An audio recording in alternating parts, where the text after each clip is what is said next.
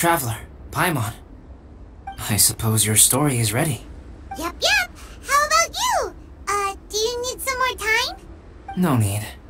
I am also ready to tell my story. Paimon calls dibs! Paimon first!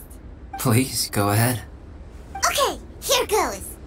Once upon a time, there was an evil researcher who went into the mountains and did a crazy experiment on whopper flowers to transform their appearance. After a lot of pain and suffering, the whopper flowers finally took on a human form. Then, they stood by the side of the mountain to wait for unsuspecting bypassers. To whoever spoke to them, they would ask some questions such as, "Who am I? Who are you?"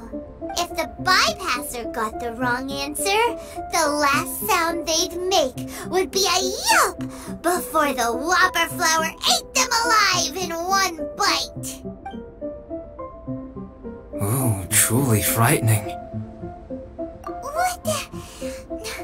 You two aren't scared at all! Don't go nitpicking, okay? If you didn't like the story, go write your own!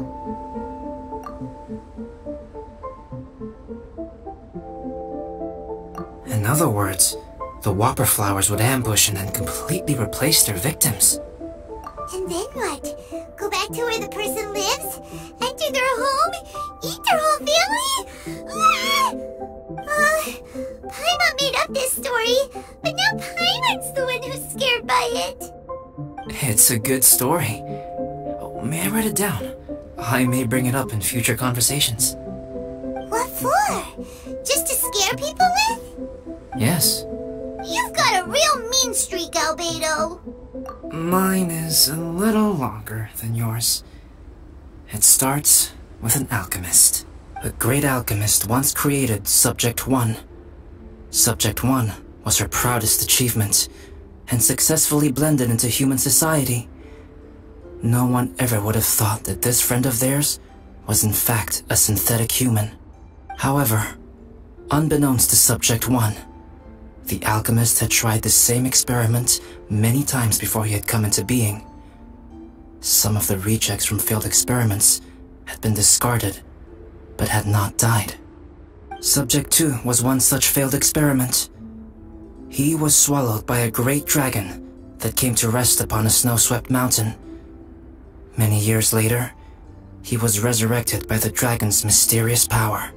He saw all kinds of people on the mountain, including Subject 1, who had somehow miraculously blended in among them. Never in Subject 2's wildest imagination had he thought it possible for experimental life forms such as they to deceive everyone so successfully. He saw the way humans accepted Subject 1 as a friend, witnessed their affection as they addressed him by name. This was what Subject 2 wanted. Now, all that Subject 2 desired was to replace Subject 1 and take the joy of his existence for himself. This is giving Paimon the chills. So scary. Subject 2 began to unfold his plan. He stole Subject 1's books and notes and studied all that Subject 1 had learned from the alchemist. Subject 2 was highly intelligent, and he learned quickly. He changed his face into an exact replica of Subject 1's face. Then, he found a plant with mimicry capabilities and transformed it using dragon blood and alchemy. And so, not only did Subject 2 transform his own appearance to perfectly match that of Subject 1, he also created a third entity, Subject 3. What? There's 3 of them now? But Subject 2 wanted to become a perfected human. So, he erased a mark on both his and Subject 3's necks, for these marks were symbols of imperfection. In my view, it was probably a subconscious act, an instinct. He so desperately craved to become a perfect human being that he forgot something. Human beings are defined by their flaws. Subject 2's plan was meticulously crafted. Subject 3 would draw Subject 1's attention. After Subject 1 disposed of Subject 3, He would assume the threat had now disappeared and would let his guard down. The next moment that Subject 1 was alone, Subject 2 would make his move. He would eliminate Subject 1 and become the only one remaining. He would secretly replace the Subject 1 of everyone's memories and inherit his identity, residence, clothing, sword, name, and friends. People would have no idea that the individual they knew had become somebody else from one day to the next. This is way too scary. Paimon's never gonna be able to trust anyone again. But just before Subject 2 could carry out his plan, a unique stranger entered the mix. Subject 2 tried to make contact with this person, but found that they could somehow sense he was different from Subject 1. What's wrong? Are you scared?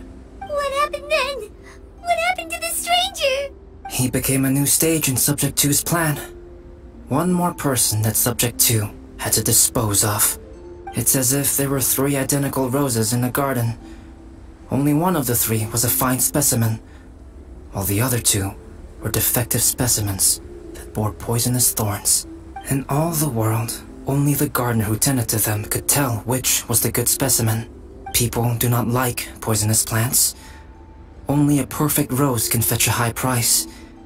If the inferior specimens wanted to conceal the fact of their worthlessness, they would have to take the gardener out of the picture, using their poisonous thorns. This is exactly what Subject 2 was thinking. So, he hid in the shadows and waited patiently. Maybe soon, he would get his chance to become truly human.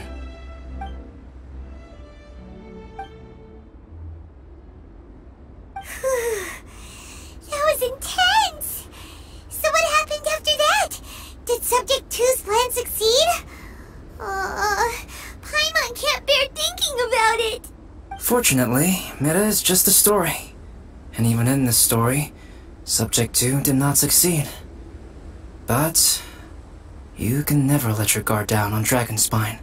Monsters mutated with Durin's power and blood are also creatures of Rhine-Daughter, just like me. You must beware of all such creatures. I'm glad to hear that. It's okay. I know what I am. You and I are both different, so there is no need for me to hide the truth from you. The only thing is that sometimes, when I think about how mighty the power of alchemy is, I feel so small. As beings who set foot in this world, how arrogant are we in desiring to control our destiny and in desiring to create? Is creation an arrogant act, traveler? If not, why do we call the ones that created us and control us gods? If it is, then what qualifies us to call ourselves creators? How far must we take our reverence and respect, and what purpose does it serve? Nothing special, but whenever I think about it, I feel a twinge of grief. Poor Albedo. Hello? Traveler, are you here? Hey, is that Amber? Thought we might find you here. We're here to deliver a message from Cyrus. There's gonna be a big event down at the base camp, and they want you there too, Traveler. Winter camp is nearing its end. Apparently, even provisional instructors are required to attend. Looks like we need to go, Albedo. Bye for now. Then I won't keep you. I have some things to attend to here, so forgive me for not seeing you down. Don't worry about it. There have been no issues getting up and down the mountain recently. Is everyone ready? Let's not keep them waiting.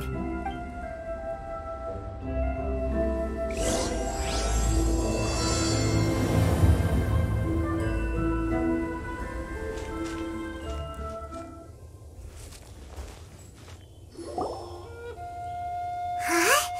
Who is this guy? Allow me to introduce Yozerv. He's Joel's father. Dad, this is that traveler I was telling you about.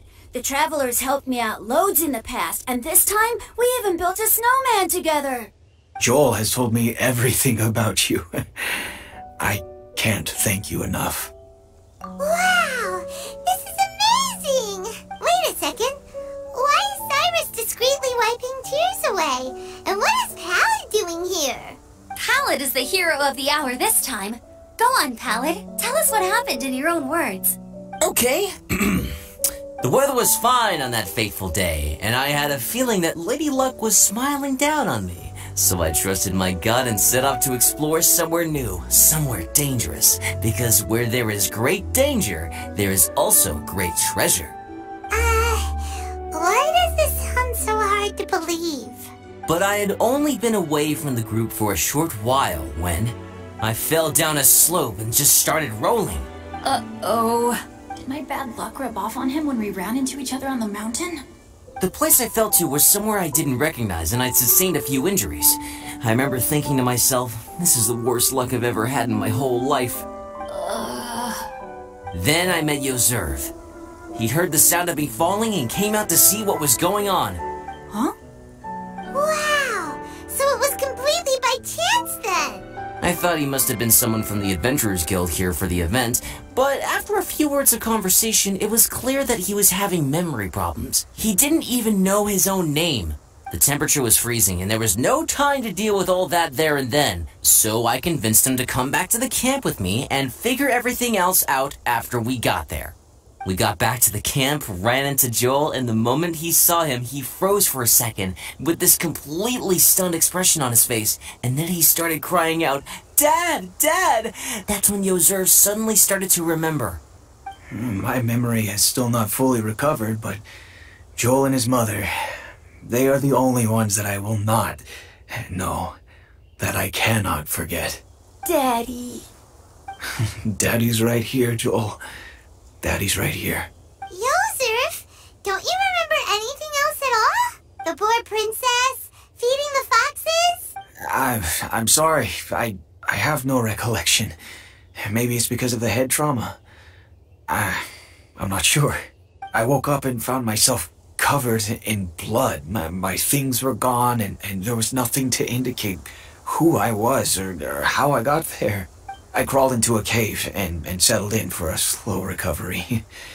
Now, after my legs and feet were a little better, my hunting skills were what kept me alive. Dad, I was so worried about you. I'm all right now, Joel. Oh, don't cry. Daddy's not going anywhere. I'm here to stay. Oh, this is good. This is good. You know what, though? I definitely think my luck got worse after running into Benin on that mountain. I knew it. I just... No, I just meant if it weren't for you, there's no way I ever would have run into Yoserv on a mountain this huge. Besides, we got back safely, didn't we? So don't blame yourself. Maybe sometimes miracles can only happen when you get just unlucky enough.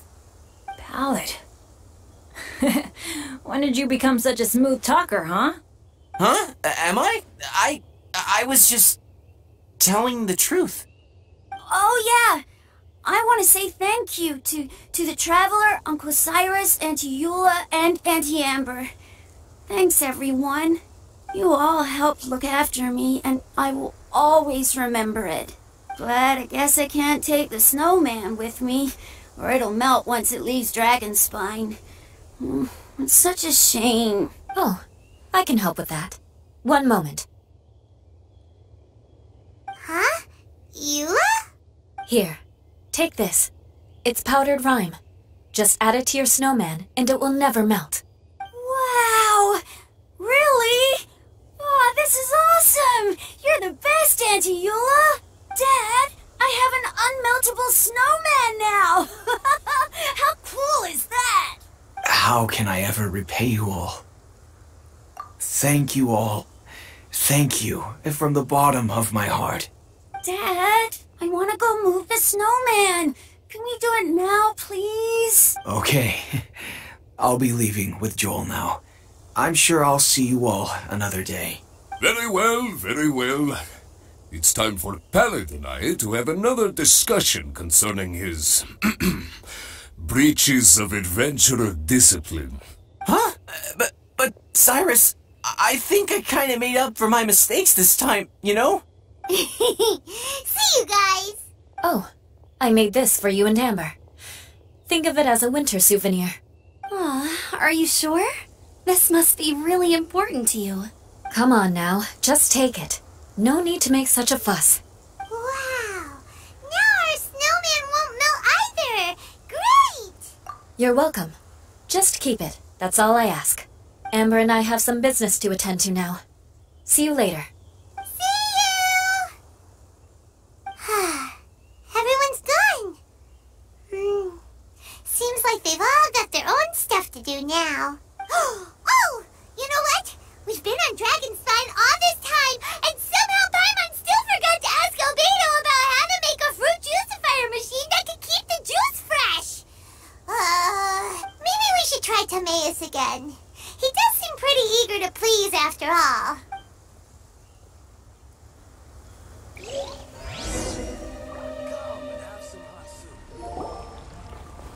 Timaeus! Traveler and Paimon, what can I do for you? Wait a minute. You've got that mischievous look on your face. Oh, you're not still thinking about that ridiculous juicer thing, are you? Timaeus, will you help us? Well, if the Traveler isn't really interested, then, yeah, maybe I'll give this one a pass. It's just the weirdest request ever. No, but Paimon's Sunsettias are gonna go to waste without it. And the time it would take me to research something like that, I could probably pick those Sunsettias again 10 times over. New research project, Timaeus? We meet again. Oh, Albedo, thank goodness. So the situation is, Paimon wants a machine that can turn fruit into juice and keep the juice fresh. I mean, surely it's... Majorly important, that's what it is. If you can manage to invent this, we'll never have to worry about fruit going bad ever again. That's impossible.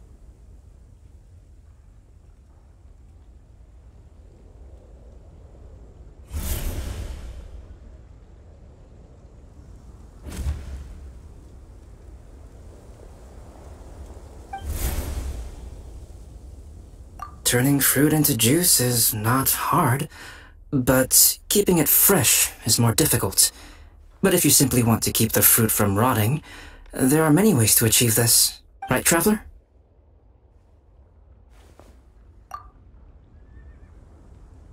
What about his neck? What's wrong? Is there something on my neck? From the look on your face, it's as if you thought I just played a practical joke on you that was in exceedingly poor taste. Albedo, you were saying, how do you stop fruit from going bad? Well, one way would be to bury your fruit on Dragonspine, where the snow never melts all year round. But then Paimon won't be able to eat them! You could always live on Dragonspine. No, too cold for Paimon. Or you can give the fruit to me, and I would take it to Dragonspine for you. But since you don't like the cold, you'd have to send someone else to pick them up when you want them. This is where you come in, Traveler. Suddenly sounds a lot more feasible with other people doing all the work. Okay then, shall we go with that idea? Fruit buried on Dragonspine will stay fresh for much longer. However, it is also possible that the fruit will sprout and grow into fruit trees. Who knows?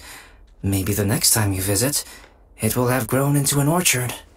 You can water the trees, add fertilizer, and when they finally bear fruit, you will have some fresh Sunsettias. No way! Then Paimon will have to be a gardener!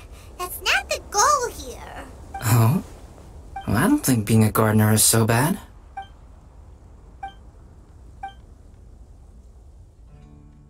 Albedo! Stop trying to get your hands on Paimon's super sweet Sunsettias! It bothers you, does it? Of course it bothers Paimon! They are the rarest, super duper sweetest Sunsettias ever! And they're not for you! Okay, but they're just Sunsettias. I think you're only so attached to them because you don't have much fruit of this quality in your possession. When someone's pockets are full and their spirit is fulfilled, They don't easily fall prey to this kind of yearning.